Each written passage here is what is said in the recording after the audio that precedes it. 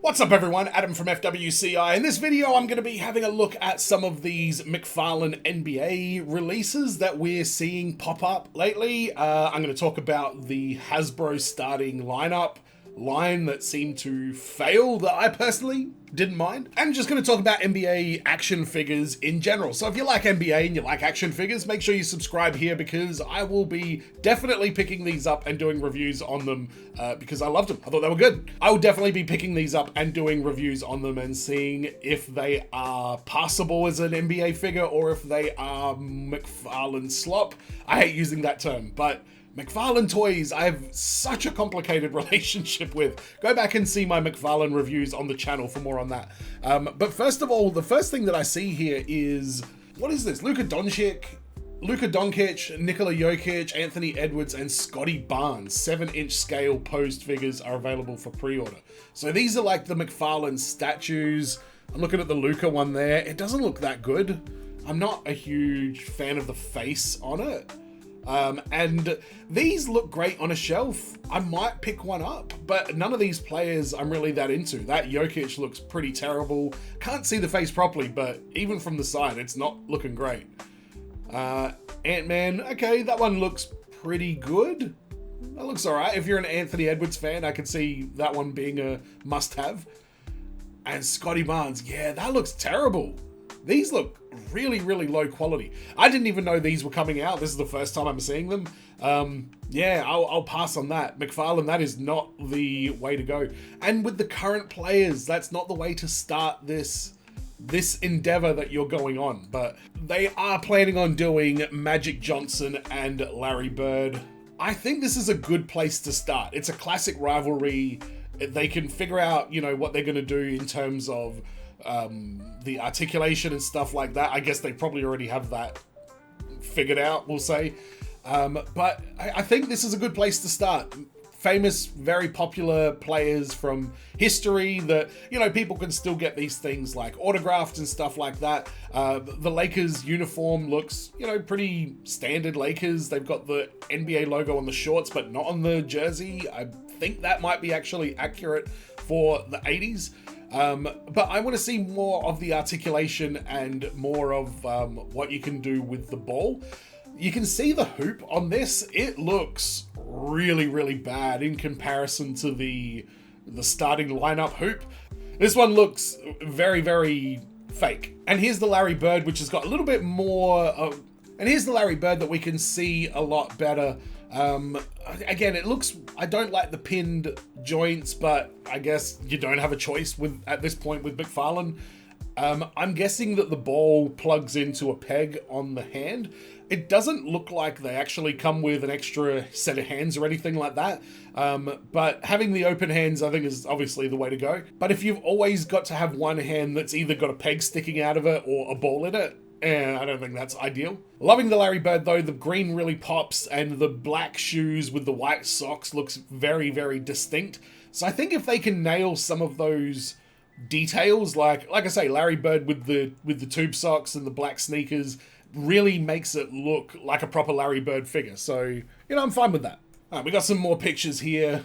I think that looks like an okay Magic Johnson. It looks definitely way better than those statues, which is not good news for the statues. Yeah, see, that kind of sucks that he doesn't have any sort of... Oh, okay. All right. It looks like there's a little panel on the hand that pops out, and that must be where you can either have the ball or a flat palm. So, all right. Looks like they have at least thought of that. It does suck that they can't have, proper Chuck Taylors on there or anything like that. That would have been a nice touch. That's probably what this line is missing. But it'll be interesting to see if these figures are nice and stiff so that you can get a decent one-legged pose like they're running, or if it's going to be a bit of a balancing issue. And here's Larry Legend. Yeah, I mean, they've got them in some okay poses. Wow, is it going to be a big Spawn logo on the backboard? That's a little bit... Oh, that's the McFarlane logo. Yeah, still, I'm not a fan of that. So this is the Hasbro starting lineup, which had the issue with the diaper-looking articulation around the top of the shorts. This doesn't... it's hard to tell. It looks like it might suffer the same thing, but I think it's going to determine how it really looks once you've got it in a pose as well, and how the paint looks in person. But it looks like it's not going to have the same problem that these starting lineup figures had, like where if you bend it, you see up the shirt, like the top just wasn't sort of like long enough if you want to try and do some more dynamic posing. It doesn't look like these are going to have that problem because it's just all plastic and no rubber jersey. It doesn't look like it has butterfly joints though, and it looks like, are they single jointed legs? I think they are.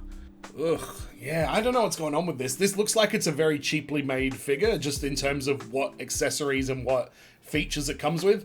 I don't know if there's any plans for McFarlane to do like a deluxe line of NBA figures. I think that would be good. But either way, this is what we're going to be dealing with, and I will be reviewing them. So again, subscribe. So Hasbro brought back the starting lineup line recently, like a couple of years ago, and it didn't really do that well. I think it failed because they just went with a bunch of current NBA players. I think this is the kind of thing where they should sell them at the stadiums themselves. Like, no, I don't see people in Australia like going, oh my God, Jason Tatum has an action figure. I need to get that. I did, but it was on special. But in terms of like people that have like really dedicated fandom towards specific like players and markets, I don't think it was ever going to be a great like global success, if that makes sense. I still think that the way for them to get people on board and the way to get that line profitable and get a little bit of like momentum behind it is start with some 2-packs of classic NBA duos. Shaq and Penny. I can understand that if they can't license Michael Jordan, I get that that's a bit of a thing, but Shaquille O'Neal and Anthony Hardaway, or Sean Kemp and Gary Payton, or any Karl Malone. Let's not do Karl Malone. Whatever other duos like that you can think of would be, I think, a good place to start. It'd be a little bit more expensive, but you would get more of a display piece and more of something that people can enjoy both in box and out of box, and it might encourage people to buy more things. I mean, ideally, imagine how great it would be to get a full starting lineup of 2 teams. Like, that would be so good, and you could mix it up as well. Like, you got 5 players on each team. You could have 2-packs of players from the same team, and then you could have 1 2-pack that is like a player from each team as like a rivalry or something like that, and then voila, you've got yourself a whole lineup. Again, I don't know if basketball fans are the audience for action figures. I think basketball fans have really gotten into trading cards again as of late. But that's how I would approach this, is start with something that's a little bit more approachable, like what McFarlane's looking like they're doing. Your Larry Birds, your Magic Johnsons, your Shaquille O'Neals. Charles Barkley doesn't license his name for anything. Dikembe Mutombo or Hakeem Olajuwon, like, they're not the biggest names from their era, but their era was the biggest era, so their names are still way bigger than most of the league currently. Like, I mean, who is even currently in the NBA that would be marketable to like mainstream action figure buyers? Wemby, possibly. I don't know. He's still pretty new. LeBron, definitely. Maybe Kevin Durant. Steph Curry, I think, is probably very marketable.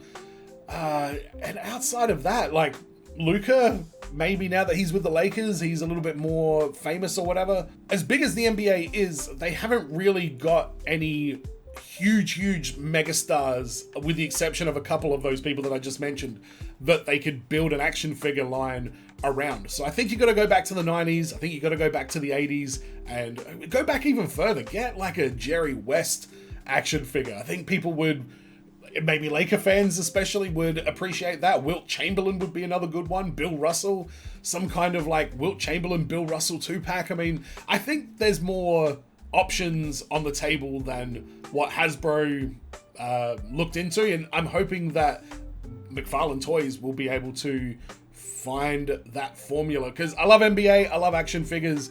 I am disappointed that there aren't better ones. I know that they do sell those gigantic